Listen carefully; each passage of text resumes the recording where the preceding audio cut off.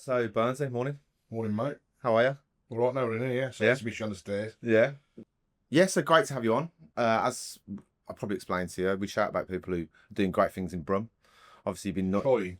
trying, or shouting about Brum, let's say. Yeah. And obviously, you've been a big part of it with the Roost, amongst other stuff. Been down here, been playing down the blues and stuff as well. Yeah. So just want to delve into that a little bit, really. So if you want to start off and just tell us a little bit about yourself and introduce yourself. Like I say,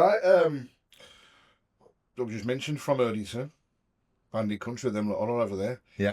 Grew up over there. So a lot of people say to me, how are you blues when you didn't hear half of it in Erdington? And my dad run pubs 30 years, Erdington based. And the biggest and best I remember is the Baggett, 92. So I'm 11, 12, and the Baggett would be probably the main Villa pub. But brilliant set of lads. Honestly, for Villa fans, a brilliant set of lads. And that's one of my childhood memories of growing up. You watch the Premier League years now on Sky and all that, I always relate back to being in there. But football-wise, yeah, I saw them there, 11, 12. Bit different back then to what it is now. Playing for the school and the district and then the county side. And you play for the side for the Blues when I was, 12? Something like that. Which obviously being at the Baggett was great, coming in the kit every week and all that sort of stuff. Yeah. But I was always a Blues. I say a Blues fan. If you delve back further, you might find the odd picture from years and years ago in Liverpool kit. In the 80s. Well, the 80s Liverpool was the side, and obviously can't be bad at that. Well, the thing was, my dad was like, I said, well, how do they end up Liverpool? I know they won everything, but he said, growing up playing football, I mean, I had a million Liverpool toes. And my old mate said to me, that's why you played the way you was, because you just would be watching Liverpool all day, every day. So there's a method beyond the madness. Okay. But then all of a sudden, I started going to the Blues. So there's two lads in the bag, Carl and Will, who's Blues fans. There was Blues in them, not me, and I'd get the tickets for playing for Blues, and they'd take me down. And that was the end of it for me then. Just like, I'd go into school on a Monday. Got the bug. I'll be in school on a Monday and be sending me pals in school like what was going on the Saturday. And I was like, Rob, you're playing for the Blues, you're doing really well, don't think you should be in the pubs the weekend with all the Blues fans. Like, I said, well, I am. It was just the way it was, So, playing football for the Blues, the county, etc., and then ended up, signed a 5-year contract when I was 15. It's been like a dream, 15, yeah. It was, so that was me, in a sense, not done, but like that was my 2-year YTS. Last 2 years as a schoolboy, 2-year YTS, and another year on top, which was like, that's what all you was aiming for, do you know what I mean? School-wise then just went out the window, because you're done, you're deaf school, you're done. And then signed as a YTS, and like I said, not like it is now. So that was when the academy was good, wasn't it? And then it got scrapped, and then it... Well, just before I signed the 5-year deal, it went. The whole lot went. Who was in charge then? Karen Brady was in charge. Yeah. And it went, and a lot of kids left. John Eustace, who I spoke to, they all ended up going. There's a lot of the players. I ended up staying because I was a Blues fan. I just wanted to be a player for the Blues. And that conversation, my dad used to have with me going, because there was other clubs, there was Forest, Leeds, all sorts of players could have got. No, sign for the Blues. Doesn't want to sign for the Blues. That's what I want to do. I want to play for the Blues. And then there was a massive overhaul, which probably didn't do me a lot of favours, to be honest. When Trevor took over, he brought in a bloke called Brian Eastick, who, coaching-wise, fantastic, but man management and working alongside young kids, he just used to murder you. But there was never an arm around your shoulder. And some people can't be murdered all the time, I'd signed my contract under Kevin Broadhurst. Now, I think if Kev had stayed, because I was a bit like their project, Kev would have pushed me. They made a big thing in making me, Yeah. What position did they sign you as? I played in midfield. But people talk about it like it was different then. You're cleaning the boots. You leave the house at 7 in the morning. You've got to be at Wasdales for 9 o'clock, and I'm Erdington, so that's like 10 out of 10. Cleaning boots, scrubbing the stand, marking pitches out, putting goals up, collecting wet kitting. But you know what? If you said to me now, you can have a week of your life back even back then. We just loved it. And the Blues at the time, like people forget it. Blues was always up there at that time under Trevor. Mm. Always playoffs with the threes and the trots. What was it, Watford? Or we went three out of 4, Watford, Preston, and Barnsley. We got hammered here by Barnsley 4-0. But there was always up there Blues. Mm. And just couldn't quite get it over the line, could they? And then Bruce come in. And I know, but people say about, I mean, the only one that went in really was AJ. And again, and I'm not going to against AJ, but like circumstances of him going into the first team, we used to, on a Friday morning, we get pulled over, called dustbins. Easy would go mad. Taking them over there for, they should be trying. We got a game to the following day, but we just go over and you set the 11 against the side plan of the Saturday. Excuse me. And whenever we got the ball, start again. It's just a waste for someone's going over.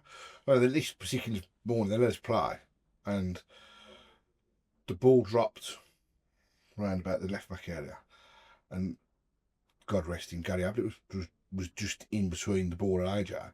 And I'm not being funny. Any one of that youth team at the time would have run past Abs. The way the ball drops, he knocks it past Gary Ablett. The next one's come across is Brucey, and he's stuck in the middle of no man's land. AJ goes past him, crosses it, we go 1-0 up. We'll never see AJ again, because he's gone past 2 centre halves, so Premier League centre halves at 16. Never seen him again. But if it landed to me, you, anybody else, that would have happened at the same time. But in regards to AJ going in, he was always going to go in because he scored goals. He was lightning quick. Yeah. Only Daz Carr went after that, and that was under Brucey. But because Blues were always up there, it was never for young kids. You look back at it, what don't speak, don't lie. Yeah. No kids went in. No kids went in. There was a situation one Friday morning, there wasn't a fullback at the club.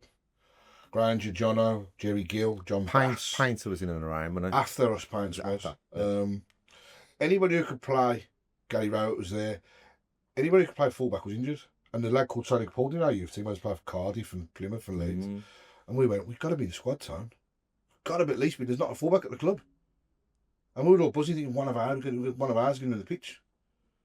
Nothing. But then, quarter to 12, Kenny Brown turned up. Kenny Brown played the Premier League for West Brum, West Ham. 38 years old. But what my point being, Trevor would never go with kids because he couldn't afford to, because he was under so much pressure to make sure they go that league. Do you know what I mean? So, and that's why he played so many reserve team games, because they wouldn't play him in the reserves because he needed to, just in case he had to, you know. So you think if it wasn't for that era of the pressure on him, do you think that was because he was revered down there and with his reputation as a player? Yeah, well, that's what the extra pressure on him. He's still obviously another one past, like, he's still Blues main. I said, there's him, Dougree and Horsfield, which I know Horsfield gets in it, but like he's that's the three for me. And so there was a lot of pressure, of course there was, and obviously the club, you know, Brady, they were putting loads on him, and he never got on with them.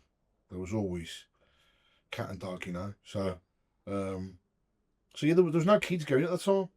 So then, from that era into Bruce, so is it literally before that or after that your opportunities would have been there?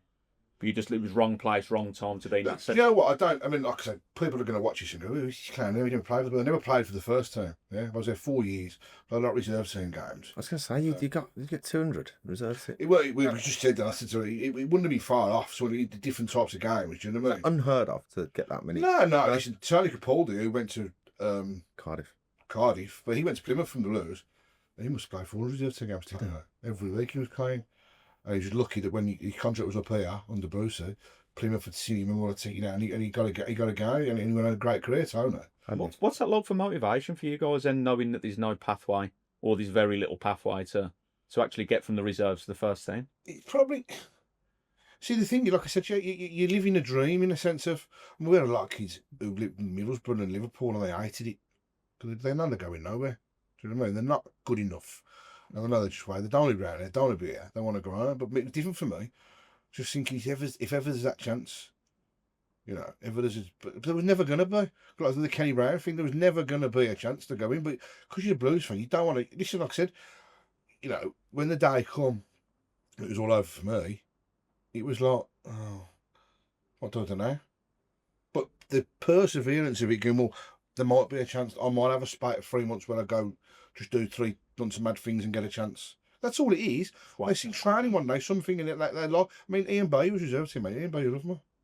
Ian Bay loved me. And he said, "Get you a game," you know. And football, if your faith fits a lot of it. And don't get me wrong. It's like I said, people go, "Oh, he's never played," but I'm a believer. If you're good enough, you get there eventually. If you want it bad enough, right? And being good enough is not just the ability out there. It's the not going to Sturdy Bakers on Wednesday after reserve game. It's not going to the bookies. It's not going to having 4 points when you should have had 2. It's the whole package. It's going to the gym after you've trained. When you look at them now, the best players are the hardest workers. It's as simple as that. And they get out what they put in, and they like your Ronaldo's. No, you're to different levels here now. Yeah. But like He's not because he's doing. You watch all the Man United podcasts. He was training after training. So if you could say to kids now, "Oh, look, I've been there, I've done it," in a sort of sense, what you could help them, but they've got to want to do it themselves. Yeah. Like you can see kids now scrubbing boots. Whose boots were you cleaning back then? I did Barry Horn and Ian Bennett in my first year, and then Barry Horn went, and I did Benno's and Skips, which was great. Class little lineup, that, isn't it? Oh yeah, listen, I was top man in the you used to get a top lad at the youth team. We stuck up, make charge of everything. So I always make them up. But listen, kids out of clean boots. Well, Jimmy R off, he used to put him in the shower afterwards and leave him for the following morning. And then like Grange used to want to volley him over the wall. Do you know what I mean? I can't fucking wear them. What am I supposed to do with them and this and that? And then we had, you remember this name? We had a bloke the one day, a new signing turn at one day, and the youth team mate said, "Oh, somebody's got to clean his boots." And they went, "Who is he?" And they looked at, and he's German bloke over a car would be muddied. That's Tony High. Remember Tony played wide right for us. Nobody clean his boots. Oh, I'll have to do it when I was about when they used to. He said, "Yeah, we clean the boots. We do all that. Just give us stuff." And he went, "Okay." And he said, "What size are you?" "I'm size 8." I said, "We go following morning. You're only sponsored by Deodora." So come in the following morning, go have his car, and he couldn't walk for the boxes of stuff he got me. So I cleaned his boots. So all the lads, well, you know, that's what you get for riding out of the way. Do you know what I mean? Yeah. But it used to go beyond that, like you say. We'd have to get the bus back from Wast Hills, which Wast Hills is the coldest, wettest place in the world. Get the bus back from there back to where, because it's all changed, because all the change it was all under the Gilminich, all around there. Get the bus back to Brian Murphy, old Brian Murphy. Get all the kit in the big, massive tumble dryers. Oh, you guys had to? Yeah, the kit man was based here, but we used to bring it all back. Get it all out for me, put it all in, and then be back of a morning at 7 o'clock to get it on the minibus to go to Wast Hills. It's a graft. Oh, it was, you're on £42.50 a week, by the way. Was it? That's what we're on, £42.50 a week. So it was hard, but I loved it. Because you used to have every match day, home game, 2, you had to just do matches, which meant you'd be doing the balls on the pitch, all boots out, louder kit out. Then after the game, sweep all the dressing rooms, all the kit back up. But I did every week because I wanted to be here. Do you know what I mean? Whereas all the lads from Middlesbrough and all them, they need to fuck off home because the youth team would play at 11 o'clock in the morning. So then they don't want to come back here, do they? They want to go home. But I was the only one that drove, so I used to drop them all to the train station, exchange for their tickets. And at 2 o'clock every week, I had a Puma coat in the kit room, and I put the Puma coat on and a cap, and I'd be walking up and down outside the paddock with all the tickets. For a £5.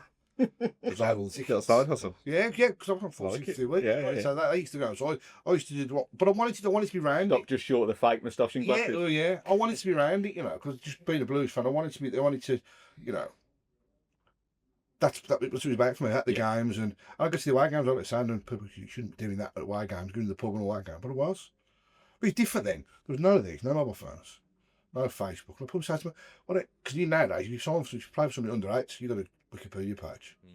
You know, they're all over it now, but we never had no pictures and all that sort of stuff then. You know, so you get away with it, like going up to the Roost. They get the signed balls at the dressing room, go up to the Roost, give them to the gaffer, raffle that back in 2 weeks, we'll split the dough. Do you know what I mean? I was into all that sort of. We'd probably another reason probably why. your real spirit. Yeah, probably a lot of the reason why I'm sat here now and not in there with the ex-players. You know what I mean? But the time of my life, loved it. I'd give anything to go back for a week. Like you say, it felt like you was being paid to live out your dream. I mean, I think my last year I was on 300 quid. Last year it went 300 quid, which felt like, that's it. Was all in flannels on the way home, low show, new pair of jeans every week. But we go into town. I just said that the kids now, you wouldn't sit them in, they're not allowed to, are they? They're not allowed to do it, but they wouldn't do it now. I mean, we used to get the players down here when I was here. It was like a Sunday team, but obviously a top championship team. Benno, Granger, Jono, Percy, Oldsworth, Rowett, Ryan O'Connor, Brian Hughes, Ladderides, Unlove, Dev, Horse, Dealer, Stern, John, all proper players. But it was like a Sunday team. But they used to have here. So that's a great squad, that, isn't it? I forget about Holdsworth. Yeah, Rich. it's good to know. Rich, yeah. There was all that. David Burrows was here for a while. Another one. Character Mark Birchall from Celtic. You know, the players we had. The original line plan not to fall in love. So then you look, I'm saying, hey, look, well, hang on a minute. How would you go on that side anyway? Yeah. Graham Hyde. You look at Graham Hyde, he's like, same size as that cup. Scruffy look. What player? Yeah. Danny Sonner, my pal still Danny Sonner now. We tried to get him on. He's living the life in Miami, isn't he? I don't know if he's living a life, but he's definitely worth getting on, trust me. He's comedy gold. Sonner was back a couple of years ago. I took him to the Midway to do a do. My pal done a do there, and he had Tatey. Oh, was that the British Legion? Yeah. He had Tatey, Skip, Horse, and Devon. And I said, get my pal on. I said, throw him on, and he just made the old notes. And luckily for Danny Sonner, my son at the time would have been 13, 14. Luckily for him, my son went in McDonald's at the end of the night because we'd lost him, couldn't find him. Went over the road to McDonald's. Danny Sonner sat in the drive-through, bashed up. Because he'd gone over there. I don't know what he was doing that, but I think. And then the following time he come down, lost him again. Every time I see him, he's just bowling around with shirt. Shirt what up? Yeah. His shirt. I don't know where he's going. Yeah. He only does one. I was lying in bed in my flat at 3 o'clock. No sign of him again. Phone starts going. 012 number. It was the Texaco garage at the Midway. He'd passed them the phone and gone and need to get hold of Burnsy. He locked to get him, so I had to go and get him in a taxi. Brilliant.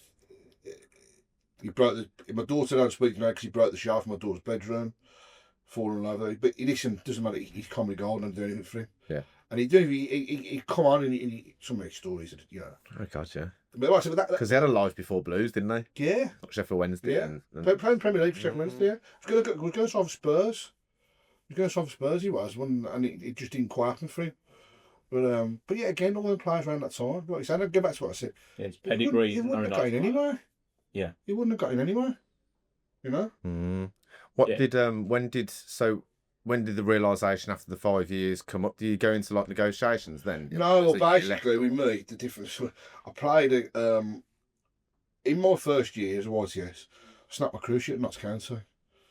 So that's me done for 9 months. Which, your cruise ship's got Gaza done. It was touch and go to come back. Mm. But see, when I did my cruise ship, it was different then because in the youth team, you get a broken leg hanging off. You can wait. It would never happen now.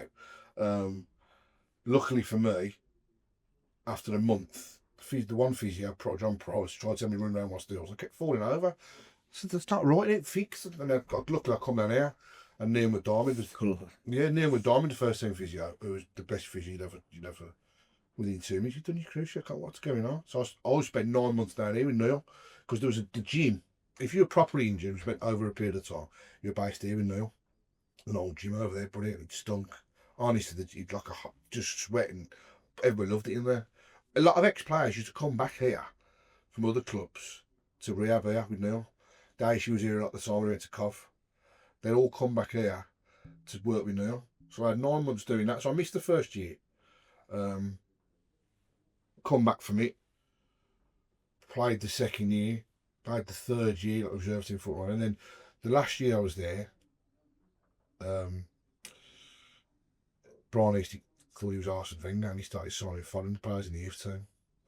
And we signed 2 French lads who, when I played the first team, Jack Williams and Trezor and Tyler, who played in the side the year we went up when Trevor was manager, because Trevor went just before Christmas. Yeah, there's a lot of fanfare for those signings, wasn't there? They were the next big things for France. Oh, so he used to call him Patia Vieira. We're going, fuck off, really. That's a big libel, isn't it? Yeah, really, Patia Vieira, because one was black, one was left-footed, one could run. There was like that, and so that was writings on the wall here, do you know what I mean? They're bringing people in from France it ain't gonna happen for me. I was like I said, I never really got on with East. You got a bit of a personality and character which you didn't like. He wanted to control you, you know. And then I remember playing a game. We played a game, semi-final at Portsmouth ground. The semi-final of the Southern Junior, something like it was, under 19 competition, and we went 1-0 up. AJ scored 1-1. I'm captain of the youth team, by the way. 14 minutes gone. Sub took me off. 14 minutes. No injury. So I can't. It ain't working. It ain't working. I said 1-1 away from home. I said, what's not working? But 14 minutes is the game. Anyway, I absolutely smashed the life out of the Portsmouth changing room. Ripped everything off. Telly's off the wall. Everything. 2 minutes after I finished smashing up, AJ came in. He come off injured. We were drawing the game 1-1. Lost 2-0 on penalties. But when I went up to the stand, see my old man and all them, what you done? I said, nothing. They all thought I was injured. And that's when I knew. I thought, it's Again, face don't fit. it's not going to happen now. Do you know what I mean? And To take your captain off anyway is a big thing, isn't it? After 15, 14, 15 it minutes. was done to humiliate me. It was done to humiliate me. But it's to bring me down a peg or two. I don't know. But it did humiliate. I thought that's the end of it, man. Do you know what I mean? That's the end of it. And like I said, I smashed the charger, which got away with. No, because To blame AJ. listen, he could have been caught on video doing it, and there was nothing to him. Do you know what I mean? I think actually for that game, he had to go and speak to Karen about letting him play because it was semi-final. You know, he wanted to win for you. He knew he was not part of the youth team no more. He wanted to win for you, and he could have played. So we played him, and he got off injured. I think he got a bollock in him because he was injured there. So that was, and then I started losing the plot a little bit. Do you know what I mean? I was just doing these 3 nights a week instead of 2.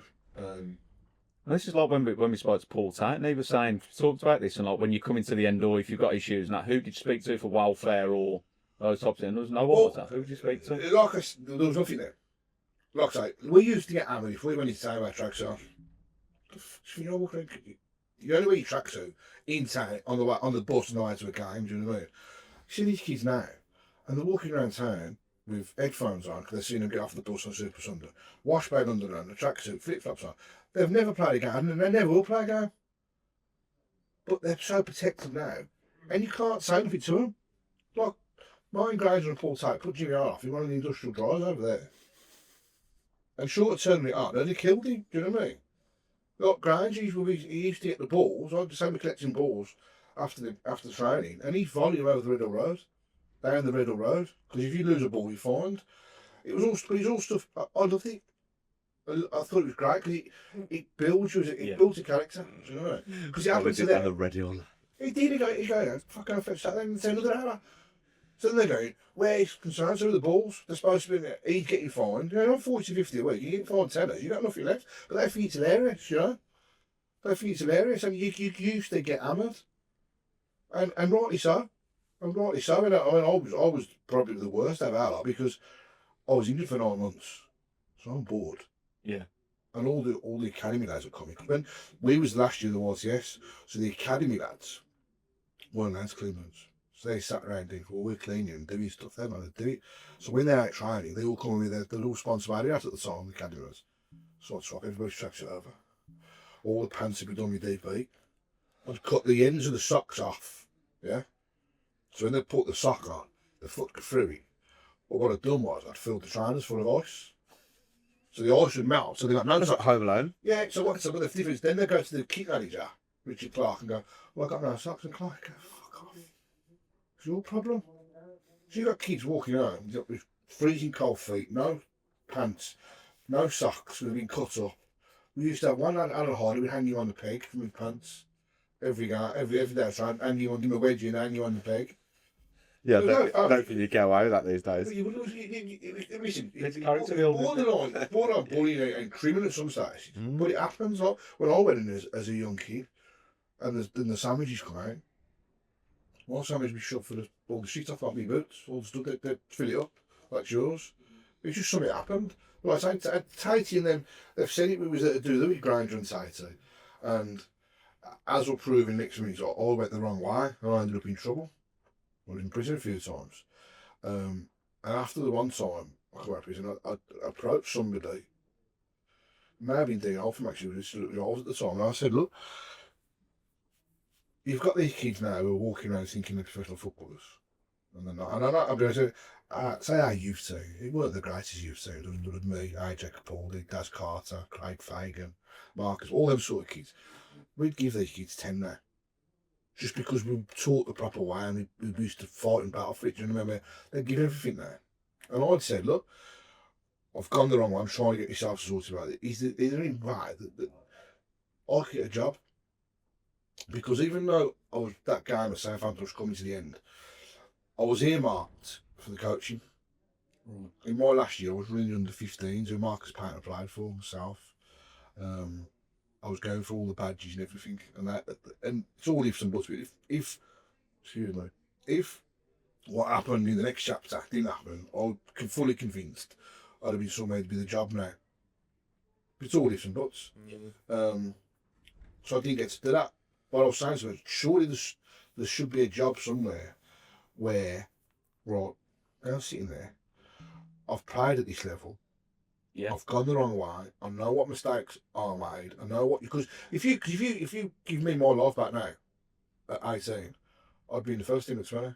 Know what I know now, Yeah. because you go and do what you didn't do there. Mm. So there should be somebody to tell these kids, don't do that. Get the headphones off. Stop talking about getting 100 quid a week there, because they seem to think you'll be let go of all the Blues and go and play for Walsall. We don't. Don't get a bowl now. But if you want to play go and play football. Go and play football for 3 years and work your way back up. But they don't say, they just think about, I'm going to get this and that because I've been at the Blues. It don't work. So Yeah. there should be somebody telling them. Yeah. And then as Tatey has done that, he's gone now. But that was Tatey was doing. And he was seeing what certain players up to and he was telling the club. And I don't know if he went right for him, but that's what I wanted to do. Lived experience, isn't it? Yeah, because I've done it. Mm. I've done it, and 5-year deals and playing at Old Trafford and reserve team games and playing here and playing there. I've done all that, but I've also done the wrong stuff, which I know what can happen. So let me put a bit back and try. But it never happened. It never come back to me, and never. I mean, I'm sure it happens nowadays, but obviously it would have been there. The third week criminal record, we can't employ. Well, why can't you? There's people out there with criminal records who've got jobs.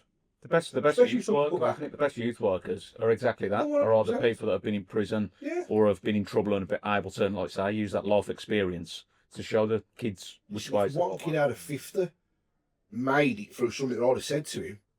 Just took Then one sure it's thing. success, isn't it? Mm. But it just come back. It just come back that it weren't going to be happening. But like I said, at the time after the game, I was losing the plot a little bit. I was going out. I was having lots of problems fighting them. Culminated with me in the September of 2001. I had a bad fight at the Baggers of Dad's pub. We trained to go to jail for. Promotion year as well. No, 2001. It was that started September to start of that year. Mm. So before we went up to 2002. Oh, of course, yeah, yeah. So yeah. What can you go into that? Yeah. What was happening a lot was, like I said, the bag had been developed up. There was a lot of. I was going to say, I was a Oh, constant. here we go. On the way out, are you? Now also you're not a superstar. All that, so constantly bugging all the time. Do you know what I mean? And So you'd have been like 21, 20. 20. Twenty. Yeah. Okay. Yeah, just before my 21st birthday. Yeah. So ended up getting nicked for it on the Saturday morning. Supposed to be at Wasters on the Saturday morning for the game. Obviously wasn't there. It was quite bad. I initially got nicked for attempted murder. Initially it was that bad. Because the state the kid was in. So obviously you come out of the club and it's going to be going anyway. So you go in there. So I went. So that was it, just immediately. Yeah. Just went. Just was that'll be gone. Which obviously a lot of them played at the time. Didn't realise the dawn on me as much. Well, that's the end of it for the Blues. That's the end of it. So that was going on for a long time. It was very, very. If I knew what I knew now, I'd have gone to trial on it all the way. I'd have walked because the geese knew it was the altercation. But he didn't have no idea what happened. He was that bad, and he blamed on my old man because my old man was the guy for the pub and bit of a lad, etc., etc. He assumed it was him, and it was all about trying to get money. and it come round after 2.5 years, and we just bought another pub in Erdington, which is the Rose and Crown, which turns out to be another main villa pub, by the way.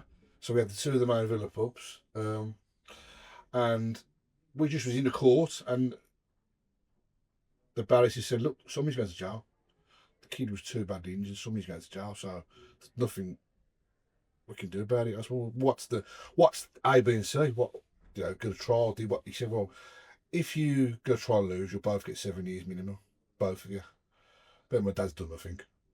He said, "Well, if one of you is guilty, I'll get you 2 years." So either way, it's no good outcome, is that? No. You know? So at the time, I had no kids, nothing like that. And I just went, well, do you know what? I'm going guilty because I did it. Dad hadn't done nothing, got the new busy, blah, blah. And I did, and I got the full 2 years. I had everybody in court speaking for me, but got the full 2 years. Which was always going to happen. I was on the stage where I was going, like it was going wrong here for me. And for me, yeah, of course you want to be a professional footballer, of course you do. But I didn't want to play anybody else other than the Blues. If I wanted to do that, I'd have signed for somebody else at 16 when I was offered first team football at 16. Could have gone to Shrewsbury, place like you go straight to first team. Or Plymouth. Plymouth was one. We went down there for a game and Plymouth said, "We'll sign him and put you straight to first team when you signed for a contract." But I didn't want to do that. But what I should have done. That's what I should have done eventually. The disease of being a Blues fan, isn't it? It is what it is. And if, like I said, we were talking about certain people earlier and the buzz they get off certain things, that was mine. You know, I didn't want to go nowhere else. Didn't want to play for anybody else. That's what Paul said, weren't he? He never looked at a single contract the Blues put in front of him. Just signed it, didn't you? Mm. But I never got put in front of me, so that was the only signed one. But I would have done customers. So there was, for me, it was nothing. It was just a case of, well, that's it now. But in the 2 years while that was going on, obviously you start looking at me now. I was one of them ones. I had to train. I couldn't just do what I wanted to do. So at the end of the season, when all the lads were on the piss every day, I just had to train every morning. And I actually signed for Kidderminster the year they won the conference. When Roost and Donners for all the money at it. But all that was going on, and I weren't really properly, because you can't have so much going on. And that never stayed with them. So I come out of jail in 2003. Probably the fittest I've ever been. Getting the football team. Is it like, I was in the football team. Is it like me machine? In the football team. Not like a good pals with Mark Ward. And obviously, we had him on the other week. Yeah, Wardy's brilliant. Yeah. Wardy's got his weren't in prison never like him, you know, but I think he ramps us up a little bit, didn't he? You get that 11 together. But yeah, we had a football team. It was all right. Do you know what I mean? You would say it was all right. Where was you at? By the screws? No. No. It was just that it was in between yourselves, you know what I mean? But I say it was all right. Been back another 4 times since that time, so. You enjoyed the football team? Yeah, I enjoyed the football team. So yeah. Wasn't what you think. I mean, where were you? I went to this one. I was going to jail because I went to Worcester on something like the 20th of November, and that's when I went. Hold my hands up, done it. So I said, "I'll hold my hands up on the proviso we don't come back till after Christmas sentencing." Because I've been in bail for 2 years, so I know I was going to get out. And even I said, "Listen, well, I'm not doing it then." I said, I want to have Christmas out, last one, because I know I'm going. And they said, "No, you might." I said, I'm going. I know I'm going. So the judge went, "Okay, no problem. Come back on." I don't never forget that. January the 13th to Hereford. Why Hereford? Because I'm going to be in Hereford. I'm sentencing you. So that's when I knew. I thought, yeah, I'm definitely going, because he won't let it go if he's, you know. So we went to Gloucester, which is now closed. I was in there, and you only see jail from the films. Do you know what I mean? So I was going to say, lovely place, Gloucester. But I'd imagine that. I'd imagine. Yeah, I never see much of you. You only see what the films are. So I go into an holding room. I've been first of all, I was first up on the court on the day I got sentenced. Got sentenced to 2 years, and I'm only in my suit and my wink picker shoes on, freezing my bollocks off, and they come down at 4:30. I said, "Listen, I'm freezing. You're going to jail, unlucky, do you remember? You're freezing, you're going to jail. Get used to it." We said, "We're going to move you over to the magistrate's court because we're going to be going in a bit." I went, "Okay," so and he went over there. And the magistrate, they slammed the door behind me, and I turned around, it was like in slow motion, the massive thing on the wall, somebody had scratched on the wall. "Welcome to Gloucester. Enjoy your bird while someone else enjoys yours." And I thought, oh, lovely that is. You know, lovely thing to say. So I was in there. Deep. Yeah, that it gets you. Then you realise, hang on, this is where I am now. You know, so I went to the Gloucester, got there on the night in a holding room, and like I said, you only see what's on the films. And I knocks the door, going for the piss, to go in for the piss in the hallway. So they open the door, go for piss, and 4 of the biggest bald-headed geezers you've seen followed me in. And I just think I'm just going to get battered now and all. Do you know what I mean? Bad or bummed. And it turned out that they was the 4 reception orderlies, right? Which wouldn't mean nothing to most, but if you're in the jail, the best job in the jail is reception. But you don't get the job unless you've been there for ages. And the one come and he said, I don't know how you fucking managed to do this, he said, but when you go back to the wing, don't accept a job. Well, they're going to give you the reception job over here, which is because you're out, you sell all day every day and you get all the perks over here. Well, I didn't know nothing about it, did I? So I went, yeah, okay. So I got the reception job. So the time went really quick. And I went from there to Lyle, which is the open prison in Gloucester. Football team was there. But the hard part there was, it sounds really mad, after 3 days I wanted to go back. What's the other prison? I was Yeah. bored out of it. Because all you have to do in the open jail, they open your door in the morning, check you on the bed. You have to be back at the door for tally at 1 o'clock and back at the door for tally at 8:30. So if you ain't got a job, you're just walking around all day.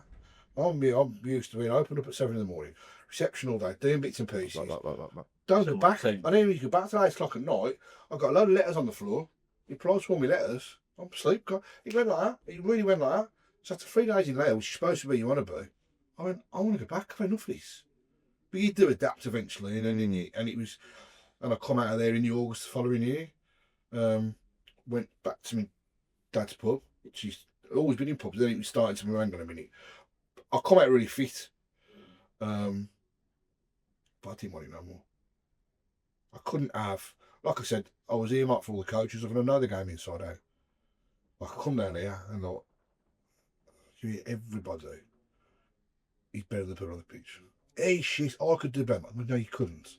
But they've got an opinion on it, haven't they? And I couldn't listen to it. And I couldn't, because football was given the same as young kids now with the washbacks. All the coaches were the same. Talking like, New terminology. Front foot press and all that. That's just closing the ball down. And all this came in there. I just thought I couldn't have it.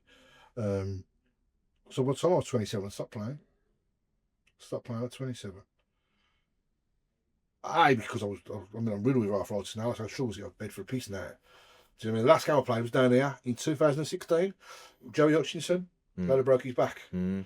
Also, we were talking about that earlier. Yeah. Did he get the big payout for that? Yeah. Was it O Beach? Ocean Beach. Yeah. Albeaver. But he was lunatic anyway, so he would have jumped off. He would have been playing up. Don't get me wrong, don't deserve. Of course, yeah. It's negligence, but he would have been playing up, Joey. Great kid there. Shame. Oh, I will say with Joey, I've never seen anyone nick a bird like him. Never seen anybody pull a bird like him. So shame he's in a wheelchair. So we played down here, that game we played down here. The side, our youth team, against the side that played when we was there. So Benno was in goal, Nicky Eden, Grange, John O'Percy, John McCarthy, Graham Hyde, Martin O'Connor, Danny Sonner, and Dealey and Jeff Orchard up front. What's the side? And we lost 4-3. John was going to penalties, he was going to school, and none of us could walk, so fucked. And I was getting penalties, he'd be fitting in a penalty. AJ and Daz Carter on the pitch as well. Because I always say to Daz, one kick you end your career, one kick. One penalty made your career, one's him on. But John scored in the last minute. But that was the last game I played, because I was working at the time, delivering beer. I had to week off work, I couldn't walk. And now I'm riddled with arthritis. I am now the original getting nutmegged with my legs closed. Seriously, yeah. Yeah, that's exactly what I'm like, yeah. So, nutmegged with my legs closed. So, I was at hospital a few weeks ago, the orthopaedic, and I said they want to do an operation. I basically want to break my knee and build it back up straight. And I said, well, how long? And I said 3 months, 4 months. I said, no chance. Too much. It's a long time, isn't it? Too much off my feet. So back to this. We had the pub. Yeah. Played a bit of, got a good, sounds really mad, a proper Sunday side together. All the lads have played with Moor Green and places like that. I played at Worcester for a bit. It's Moor Green. Loved it at Moor Green. I just played Sunday football. But 27 I was done. I was just pull my weight back on because I'm on the piss all the time. Because you're doing the pub. Yeah, then. Occupational hazard. The doctor used to say to me, "Oh man, for you guys, I give doctors well. Doctors in this, how much you drink? I'll drink every night. And I have a curry when it's bed because that's why I'm in office. So you're going to tell me, stop drinking, something curry can do. So there's no point going, I know you're going to tell me, do you know what I mean?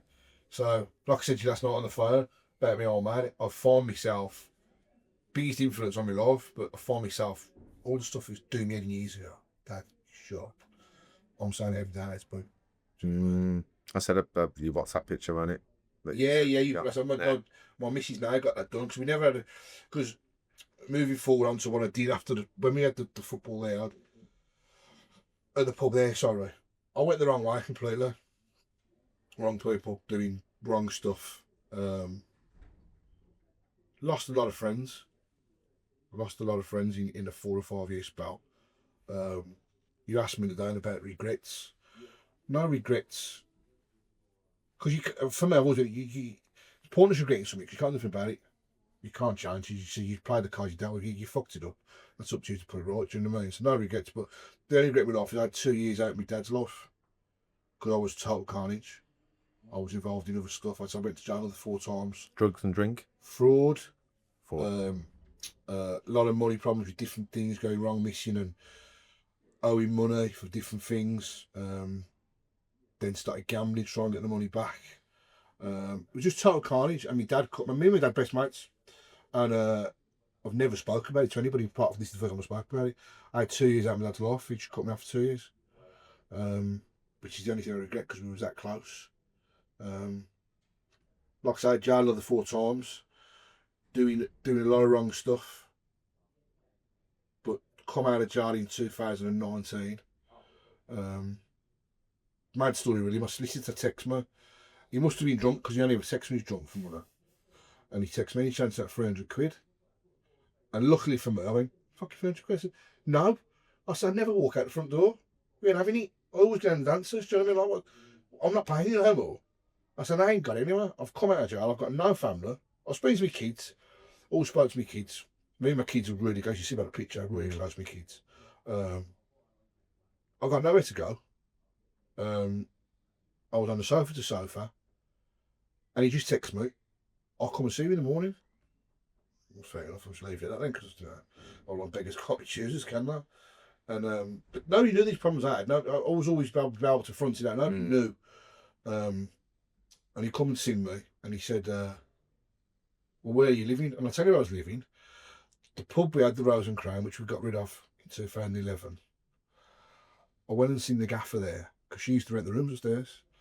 And I bullshit that. I said, I've got a flat in Castle Brum. I said, I'm going to do a boiler fitted. It's not ready for a month. Any chance I can rent it? Because I didn't want the shame of people going from what I was. So I literally had nothing. I said, I'm in a store about a boiler. So I just need somewhere to get me in there. So you can have that room upstairs, 50 quid a week. It was my old room, mad as it sounds, my old room when I lived there. So I was in there, and I went and seen Mr. Star, and he was doing the HMOs. And he said, look, I've got a house in Smithwood, which was literally at the back of my house in Castle Brum, where I bought Makes Me See Kids with. They still live now. And he said, go in there, you ain't got to pay nothing. You've got to be universal credit, you ain't got to pay nothing. Excuse me. Look after the house, man. Get a couple of days work here and there, and we'll take it from there. So I did that, and I hated every second of it. So I hate other people who've got problems, but most of the people who don't give a shit about life, they'll be in them all their lives. Do you know what I mean? And I did it for 18 months. Never was banned from driving, never drove the car. To walk through 6 buses a day, carrying 1 bag of shopping at times I couldn't carry no more. But persevered with it, and I thought, just keep doing it. Just keep, because I don't want no more trouble, do you know what I mean? Don't want no more grief, just keep doing what I'm doing. And eventually, if people are right what they say, do it the right way, it comes around, it'll work. And fortunately, it did. I ended up getting myself flat in Marston Green. And I'd said to my kids when I come out of January 2019, we'll start doing the football again. We'll go with each other, do you know what I mean? Yeah. Summer's right into it. And that's how the Roost. I used to pop in the Roost. Because when you first started going in for a few beers. Yeah, because I remember I said years ago, I used to set the stuff up there, it's the gaffer to do the raffle, so I thought I'd pop in the Roost. And I just kept myself to myself because, being at the time, I was showbiz news to certain people in certain walks of life. Yeah. I didn't want to be about. I didn't want to be seen about. Do you know what I mean? So How hard was that to come away from that life? for me, the hardest part coming away from it was you can't just come away from it because you've still got stuff you've got to pay, for example, or people have always gotten hold of you, or you've also got, I've still got to live here. Yeah. Still got to do something. What do I do? Because all you ever do, all of us ever do, is for your kids, isn't it? That's your whole thing is for your kids. Whether it's right or wrong, you're just trying to feed them or make sure they. I mean, all you want, you don't want your kids to have a problem you've had. So it was hard, and I'm quite well known. If I sit anywhere at the phone, what we're doing now, I couldn't get away from it, and I had to just go. Do you know what? It is what it is. Going back to Tatey's one as well, he just said he just had to cut off certain people because he loved them, but he loved them that much. He just knew they were naughty, and even that thing he said that he went and done a Q&A a couple of weeks ago, and someone's like, "I've left you one in the toilet." Yeah. What? But they're people. That's horrible, isn't it? They know what that can cause for him. Do you know what I mean? And I'm good.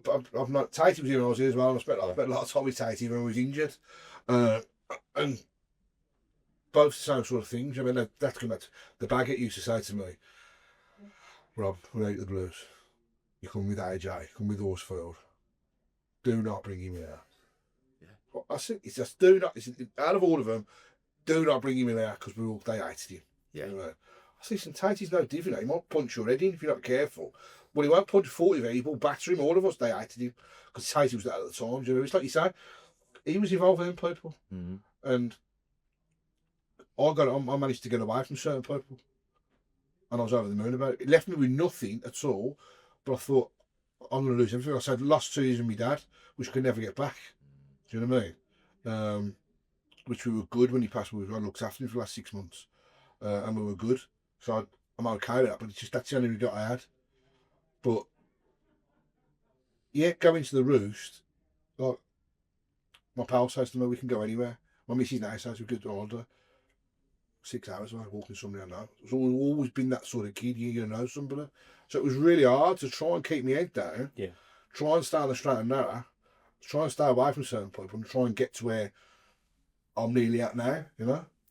Well, I think that you've nicely kind of carved it out where you can now still use your contacts from then to bring people into the pub and we'll move on to Ed Sheeran and stuff, which is probably to get that buzz back and get the right people in the Roost and stuff. Yeah, do you know what I mean? and you know what? And like I say, anybody watching this probably don't know a lot of this about me. And there be people watch it who I've let down and fell out with. And all I ever say is, I'm never a bad kid, I just went the wrong way. And people don't realise, again, we were watching films earlier, it is like, it does happen like that. It does snowball, and you can't get out of it. So, and the hub of most things are the pub. That's wherever you are, the hub of that, all that sort of stuff is the pub. Do you know what I mean? But it took me 5 years. 5 years to get to where I wanted to be. So like, there's no short-term solution to a long-term problem. That's what I've learned in life. Do you know what I mean? And also, one of your questions you mentioned about best bit of advice. Probably the best bit of advice I have for somebody who was horrible. Bane in my life for 4 or 5 years. I hated him, caused me problems. But on one of the occasions when it was okay, he said to me, "You can't look after yourself. You can't look after anybody else until you look after yourself. Meaning your kids or your family, because if you're not right, you're not right for anybody else. You're not putting effort into everybody else. Do you know what I mean? And that struck home. You've got. It might sound a bit of a selfish scenario, but if you're number one, if you're not a number one, you can be. You can't be nobody else's number one. You know. So the pub was always going to happen because I've always been involved in pubs, and I had a lot of pals going to me at the time when all the man was saying, "What are you doing? Your game is the pub. Like your dad, be the pub. Everybody comes to the pub to see you. You can make it work." And fortunately, it did. Do you know what I mean? Fortunately, it did. Was that your first one, the Roost? No, I run the Rose and Crown with my dad. Yeah. Which we had that when I got nicked at the Baggett, but I had to go the Baggett. My aunt had to move, so we bought the Rose and Crown while that was ongoing. We was in there for 10 years, and then we jacked it in. But the Roost was, and I said the Roost wasn't actually mine on two fronts. The Roost was owned by other people. It's my missus who was the manager there. She was the licensee there. She'd been there for 5 or 6 years under different managers, and they'd all asked her to run it, and she didn't want to do it. She didn't want to do it, and remember the one game, I knew the old gaff had threw the keys in, and they were going to offer it to her, and we was in the box over there, and I said to her, I said, they offer you that club, you take it, chance for you to get more dough for you. I said, I'll help you, we'll do it together, and she did. So that's how that happened. I regret a few times drinking the bar. That's how I met her though. She used to be the barmaid. I was at the end of the bar. And that's how I ended up meeting her. But drinking in there. Wish I'd used the George now, to be honest. No, not really. But yeah, so she took the pub on. It went from like, yeah, so the Roost was like not really that relevant, obviously, when St Andrew's Tavern and the George and stuff like that. And you, since, was it a coincidence, or was it since you took it over and kind of ran with it that it became this? Like I said, a lot of people go into me, run a pub. Right, obviously, we went away. She took over towards the end of the one season, and we went away, and we sat down. I said, "Do you want to have a go?" I was at a stage now where I was coming out of them. I still had problems coming out of them, and I said, "Shall we have a go?" Do you know what I mean? So yeah, because I had obviously links to the club. I don't know if you ever went in the Roost, but the Roost was decorated like a museum. The garden was done. But when we took over, that garden weren't astroturfed, or there weren't the outside. None of that was there. We got that done because we built it up. Managed to get a few credit geezer around to pay for it, which was hard work. But all the stuff in the pub was mine. He never once went to me, do I owe you for that, or how much is that? He just assumed it was, you know.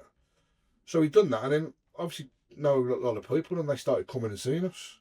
Don't get wrong, the Ed Sheeran thing helped. Because that's something, I suppose you're going to ask about that night. Go on, let's go into it now. How the hell did that come along? Because that's so random. Well, the funny story, he's been to the Roost twice. The first time he came, we wasn't actually in charge. Right. On the afternoon, two of the lads, I run the pool team there. I'd only been there, drinking their 6 months, I'm in charge of the pool team already, you know, sort of kid arms that. Two of the lads had a money match. And we put a disco and stuff on afterwards. And I don't know if you know the Roost, like the back room. We are in there most weeks. Oh, yeah, there you go. Yeah. You know the pool tab was in there. Yeah. I've come out of there, and I've walked to the bar, which is literally from me to you, and I mean, fucking hell, that looks like him, that Ed Sheeran, that does, doesn't it? Doppelganger that is. And the gaffer at the time went, it is him. I said, fuck off, that's not him. And I'll be honest with you, I didn't realise how big of a star he was, to be honest. Because I've always been round football, it doesn't bother me. And he went, is him? I said, fuck, I said, he is. What's he doing here? He does a bit of his pals with JK. And JK had phoned up in the afternoon and said, Liverpool played Man City. Want to go and watch the game somewhere? Can we come down there? Because obviously... But he'd said this a few times and not turned up, so the bloke didn't think he was going to show. So, it was him. And you've seen all the pictures to follow, and then we started playing pool in the back. And he cheated. Did he? He cheated. Oh, that's a headline there. What did my pal call him? Cheating ginger bastard, is he?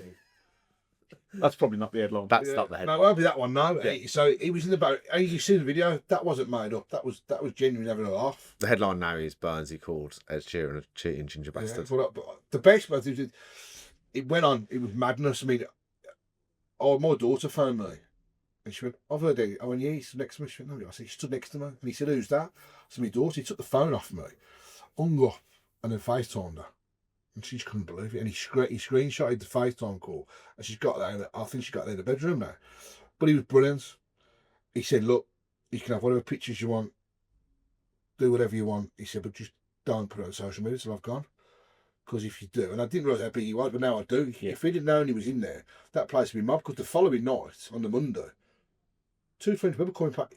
Oh, yeah, he's still here. Of course, he's still here. Stopped here or not? Do you know what I mean? Locked him in the basement. But he was had all the pictures, playing pool, singing, obviously the follow. But the most part was, I never come out of there till 5 o'clock in the morning. I had work the following day. I had to go to work, and I was on the bus going to work on my phone. Imagine, being on a still certain people I don't want to see or know I'm about. blown up. You're fucking dancing with Ed Sheeran, how are you not going to be seen? Do you know There what I mean? goes your low profile. Yeah, basically, low profile's out the window. But my best pal said to me, he said, never mind that. He said, never mind all this Ed Sheeran and all that game. He said, the best part about the whole lot is when you said 2 shots, you prat. Because he fouled on the pool table. Didn't nobody's watching. I went, that's 2 shots, you prat. Nobody clocked it. Do you know what I mean? And then somebody else had gone to the English Pool Refereeing Association or something and put me forward as refereeing a game because he called 2 shots on Ed Sheeran. You know.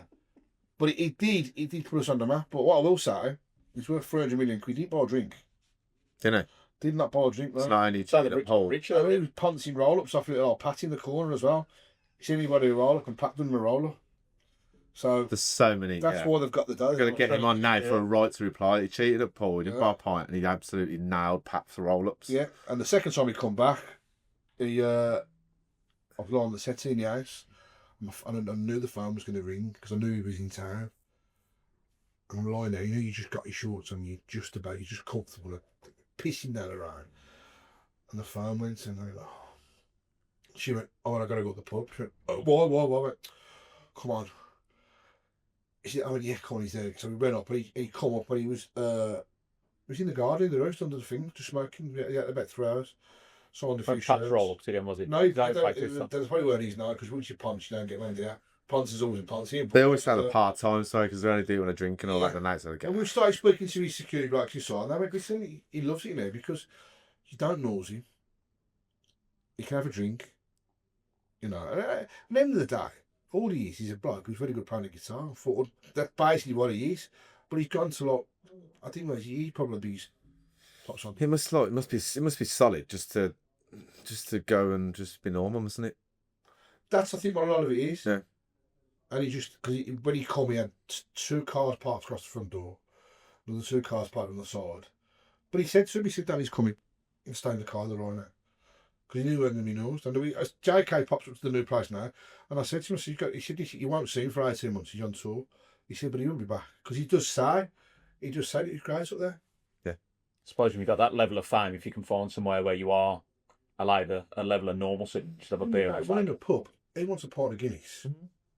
Everything he wants. So you don't even know, you don't even be, anybody don't want you being nosed by, I have a thing in the pub and people, oh, get this pain off, right, mate? Because you're nosing a bloke, I want to sit on a pint. He's going to go eventually. It's the same with the Ed Sheeran runner, you know? So it was good, and it did put us on the map a little bit like that. We've been trying to get Jay on for months and months and months, and I collared him down the blues. I said, mate, come on. He went, oh, yeah, there's my number.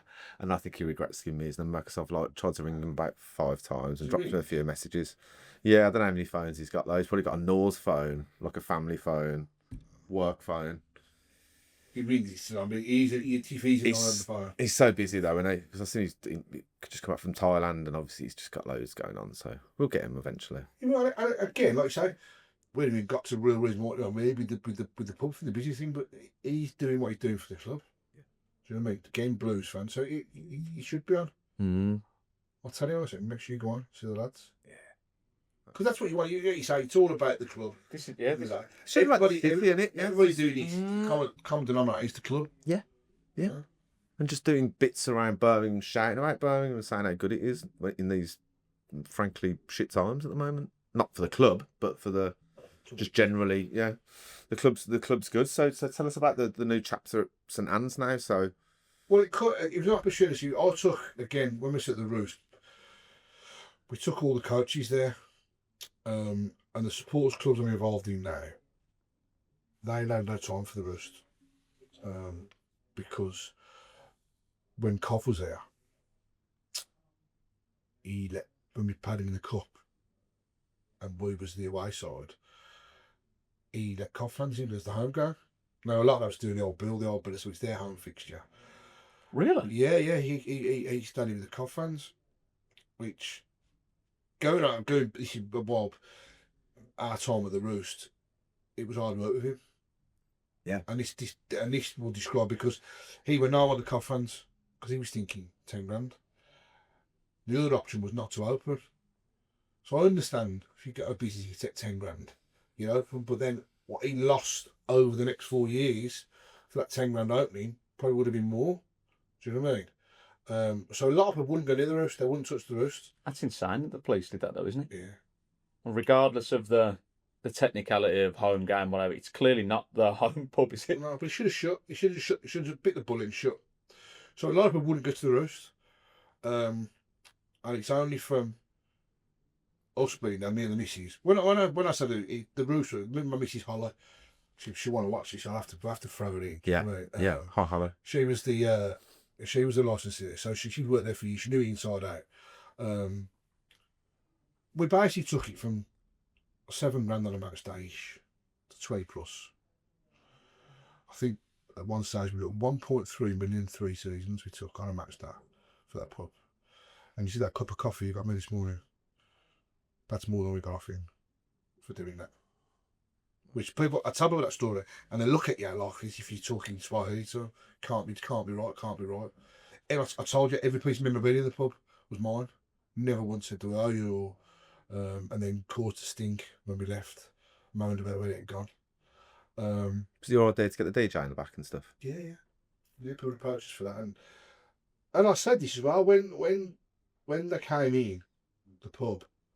I digress a little bit. When we came in the pub, I said to the boy, I said, Wagner's not coming in the pub to buy you a drink. Wagner's coming in the pub to see what works. Because he's widely known the Roost was the place to be match days. With what it was, you mean 1,200 people in there. Yeah, the entertainment at the back's brilliant. Yeah. So added another dimension, didn't it? Yeah. Being able, and space capacity. Yeah. So they come and see what works. And if you look at the phone part now, the same canopies Yeah, outside. DJ at the top of the Yeah. So pub. obviously it works. You know, he might watch. He'd offer me a job, might he, one day? I don't know. I said they're coming in. He watches this avidly. Does it? Well, he wants to start, then, don't he? You know. So they came and see what works, and Stephen Knight come in one day, and I said to be at the Peaky Blinders mirror in the back.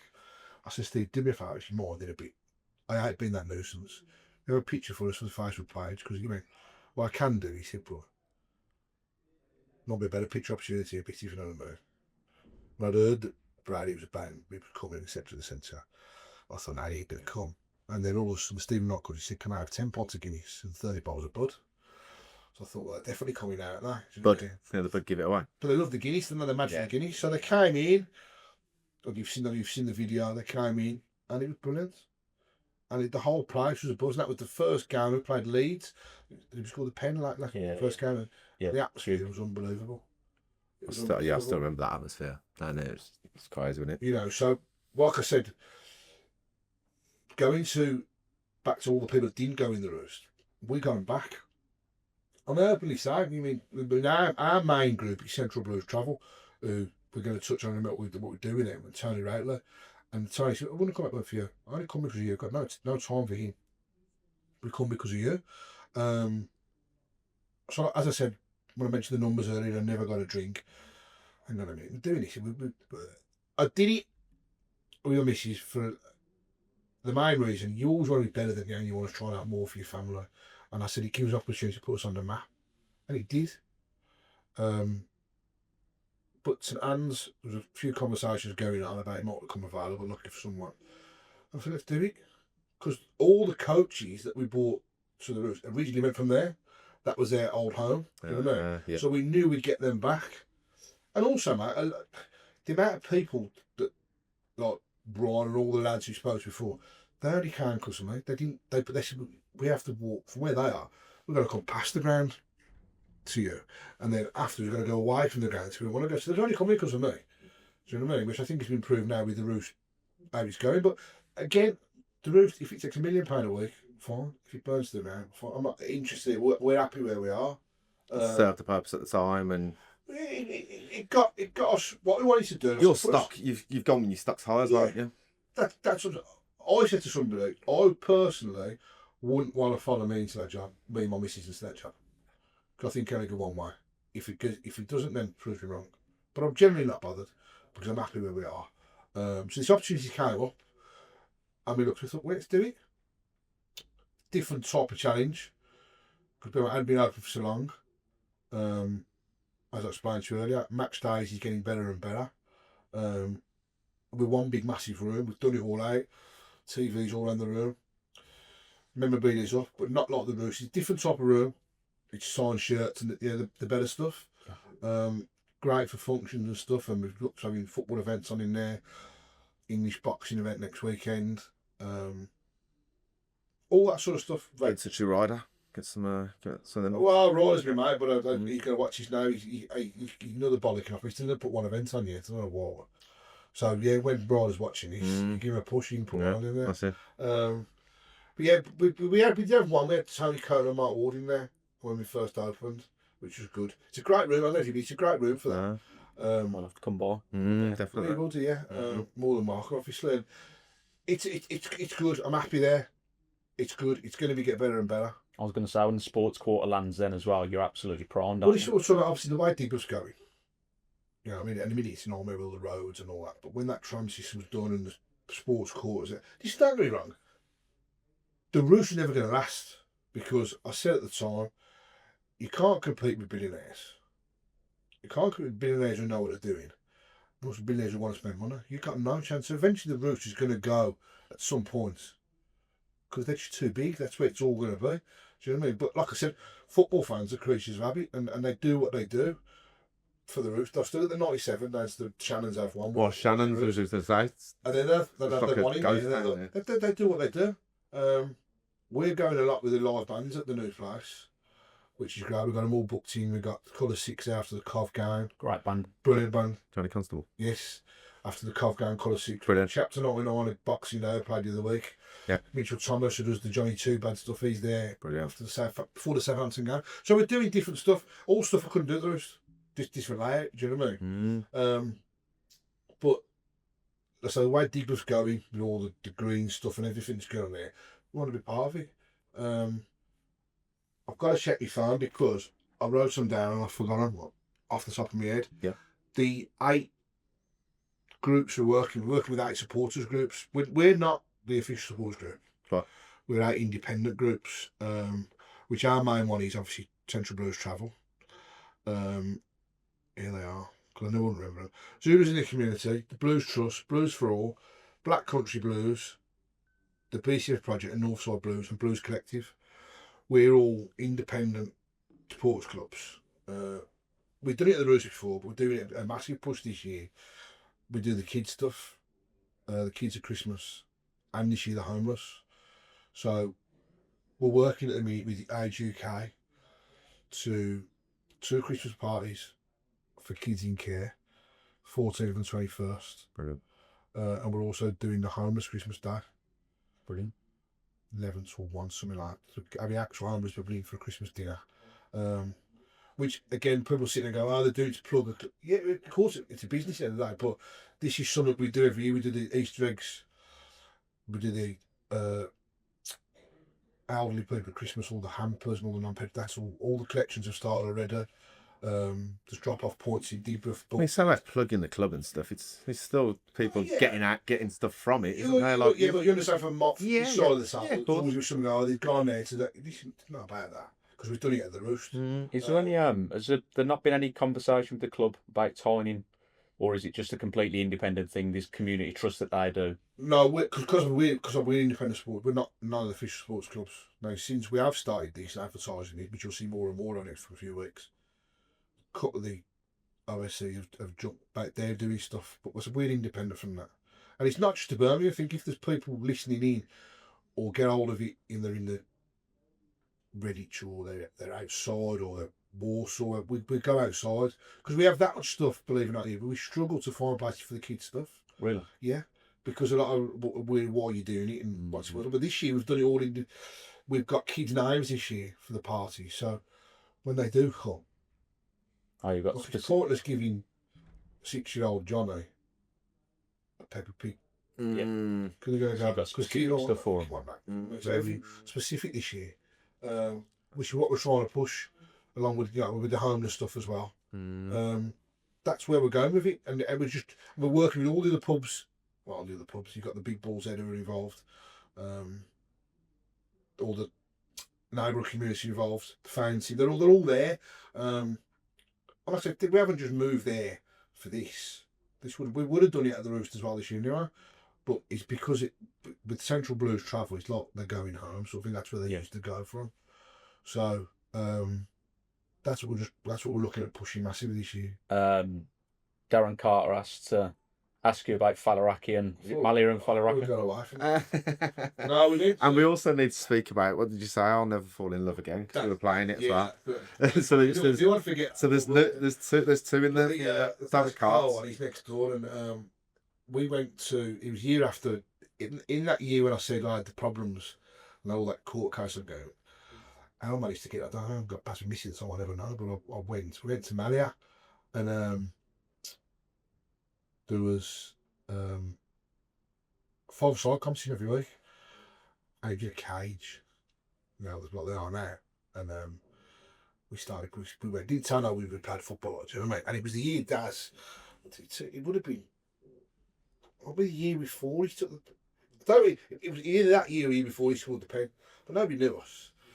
So we played this Absolute ringers. We played this 5-a-side thing, and we won the first one. We thought we were going.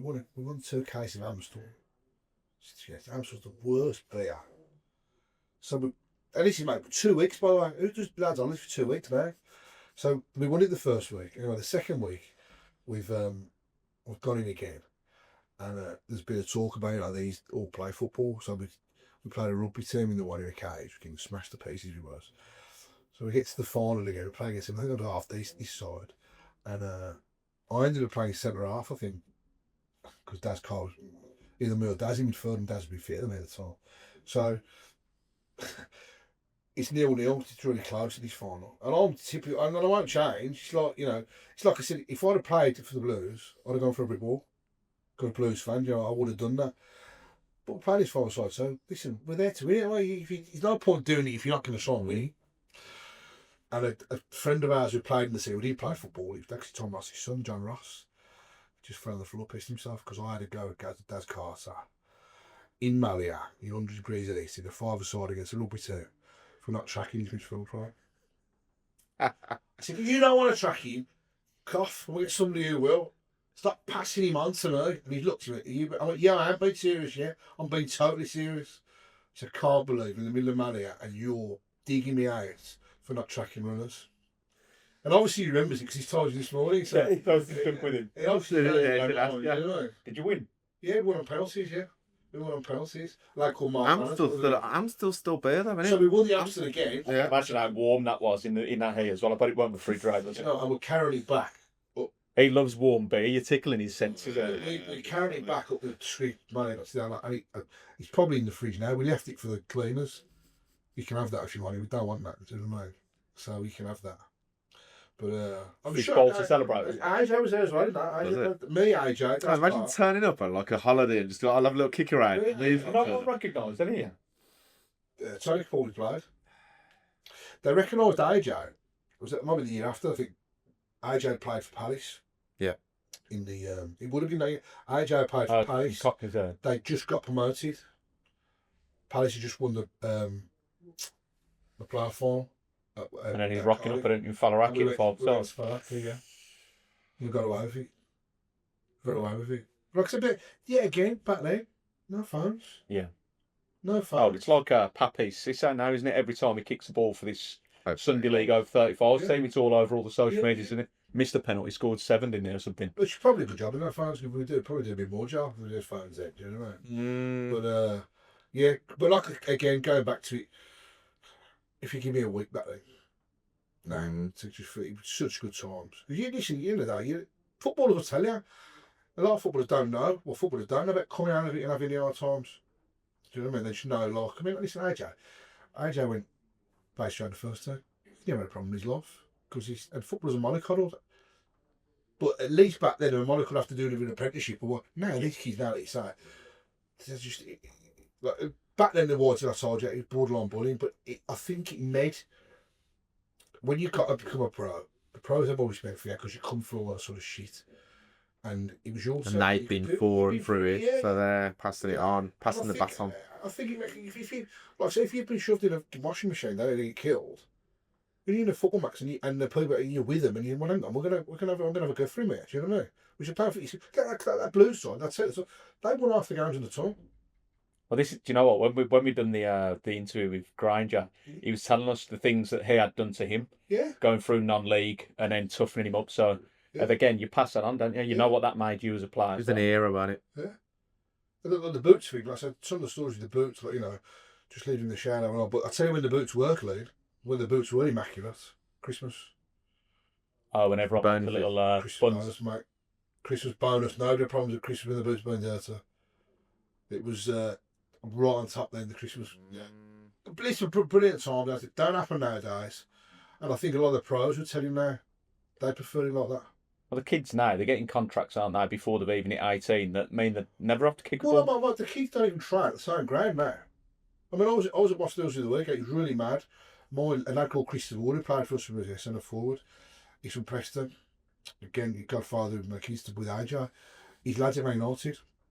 And there was a Boston the other week. And went to he broke his leg, poor lad. Snapped the innocuous thing, bro. Last week. No, 6 weeks ago. Yeah. Rooney was there. I saw the picture. His son plays the same side. Yeah. He was there. And I hung around with him because he said, you need to stop mine tonight because you'll be having another Brum. I was walking around. I was trying to put together where everything was from work because they've built that much stuff now. And we were talking something out there. I said, and Davo was there. And I said, how many staff are here? Because I couldn't believe when he clicked boards and this and that. And he went, day to day, 113. And he said, 113? I said, there's fucking 7 of us there. And 3 of them was Trevor, Mick Mills and Frank Barlow. 1 kit man, 1 physio, 1 bloke driving the new. 113 staff. Wow. And the kids don't train at the same ground as where the pros are. Which I think that's Well, that's going to be a good thing with the new quarter, isn't it? Where everyone is back being. It should be, because yeah. when you're trying that youth team, we used to have the first school because we had another bloke, like George Foster, went to balls, and he got involved, and he was very much and he get smash each other in training. The first thing we could watch us because we were proper going for each other, which it was great. That's what you want because we were striving to be over there with them. Yeah. And I think if as a kid, if you're watching the first team there, you want to be over there, especially nowadays, the money they're spending. So you're a youth team striker, and you see somebody coming 50 million quid, and you're watching it. That's what you want to be. You want to be around it, but I want to emulate one yeah, thing. I want to get on there. But maybe this is why things are gone. It's completely different now. Kids are protecting it now. Like they got clapped up. I only got a sack in my second year here because I'd done my cruise ship. So I used to ride round the corner around there. We used to have to get a coach to college, to Coventry, us, Villa, Wolves, West Brom, Leicester, Henley College, Coventry, I used to ride round the corner so the coach was pulling out. And I'd run out, try and oblate, wave me crutches, miss the coach again. And Des Bremner come out and sit at the training ground. He went, if you miss coach again, you'll get the sack. Because if I could sack you then. Didn't want to go to college. I'm at Wassers the other week, and they showed that's where the college were. They got the PlayStation room there. I went, you're taking a piss. Better than people's houses. Like, I'm holding around a corner on crutches, they're pushing them around, not wanting to get out of coach. And then he's sitting there with, Butlins. Yeah. But better than Butlins. Oh, Sense Parks. Well, listen, no, I'll go to Butlins. He's definitely better than Butlins. Go on, and so tell us about the song "I'll Never Fall in Love Again." Now, my question was: is this the Elvis Costello version, the Carpenters version, Bacharach. Elvis Costello and Burt Bacharach, or a different version?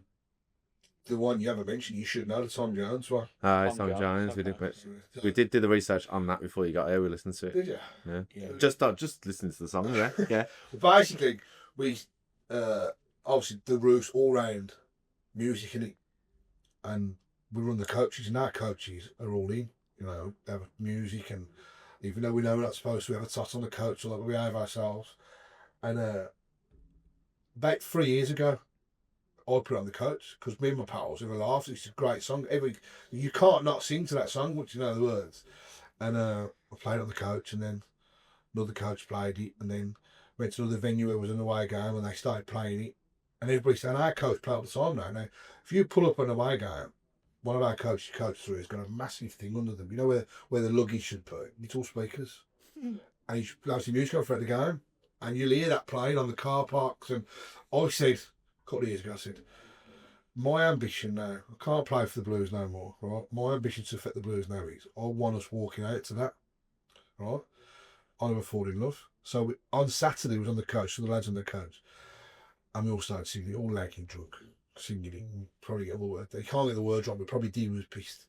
And the one lad being my said, he said, listen, I'll never fall. It's so apt to the blues with our song, Keep Right On, and the way it goes, is that I'll never fall in love. Basically, you're my club, do you know what I mean? And that's our aim. We want to get that. I spoke to Micah. Well, he said, get hold of the blokes, keep playing. We always play it once. Oh, we know the data, don't we, Mikey? Yeah. That's what he said. Get to do. Sure, Get the DJ to back it on. You know, when we have these not under the lights and all the fireworks are going off, and we've got a surprise for you.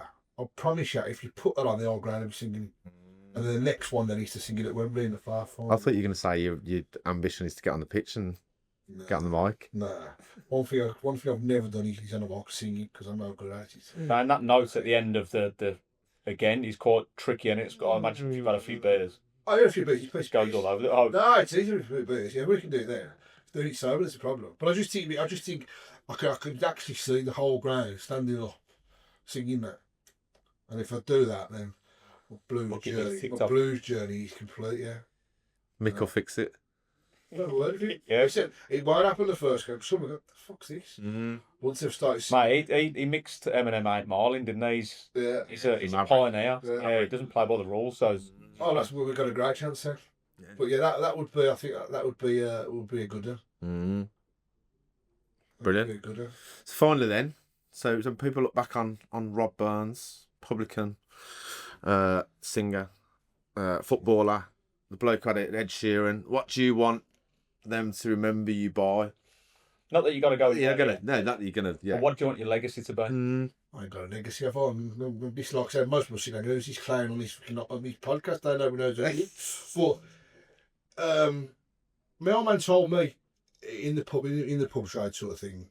Listen, you ain't everybody's mate. You're not yet everybody's mate. You need to run a pub and let them enjoy themselves, give them the best they can, whether they like you or not.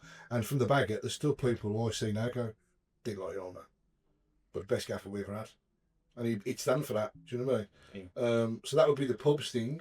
All the other stuff, like I said, I had a lot of hard times, and I've never spoke about it really to anybody apart from my closest. Never mind on a podcast. I don't know who's going to see this. And all I like to put out of this, obviously, I was never a bad kid. Just went the wrong way, and got embroiled in stuff. I had no control over it in the end. I couldn't stop it. Do you know what I mean? I'd give anything for the 2 years back with my old man, which I can't get back. So that's what I want more people to know. All the problems I have had was never really. I think we're proud of you now, though. What you've done. When I said to you last night, he might get choked. And he said to me, week before he died, one line, I forget, he said, "Then you come good." And that was all I wanted. Do you know what I mean? So that was. I'm happy with that. It was sorted. You know, but a lot of them don't know about all the stuff that I went into, and there's probably people out there still, no, you this, you that, this. It was never done out of malice. It was just done because it was a needs must. It was right or wrong. You do what you have to do at the time, and I have got a lot of regrets in that sense because never that sort of kid. You know what I mean? In regards to the football stuff, for nearly 4 years, even though it weren't going great, and the first year I was basically running around all the training ground every day of the week in muddy fields and Neil McDiarmid. I had 3 or 4 years. A lot of kids never get. Do you know what I mean? Put a blue shot. I scored a couple here. Scored at the Tilton, a penalty against Wickham in a quarter final. Which you said a lot of Blues fans, they're never going to get to do it. Do you know, you take it for granted at the time. Like I said, you can't change what's gone, can you? Unfortunately, I imagine we all would change certain things, wouldn't we? Definitely. So with Blues, you'll never fall in love again. Listen, mate, that's the one. You've got a chance now. I'll even give you half the credit for it if you get out there. I'll get your name put on the bottom of it. Do you know what I mean? Definitely. You know, they got it to the table at the final hurdle. That'll do. Tom Jones featuring Rob Burns, Chris Kev Bagnall. Yeah. What do you want? What more do you want? Well, thanks, mate. Thanks No for your time this problem. morning. I've really enjoyed it, and I hope it's a good one and not all the negative comments. No. Who's this clown? Like you say, you can't please all the people all the time. Of course, I know. But thanks, mate. Nice No one. problem at all. Brilliant. Thanks, man.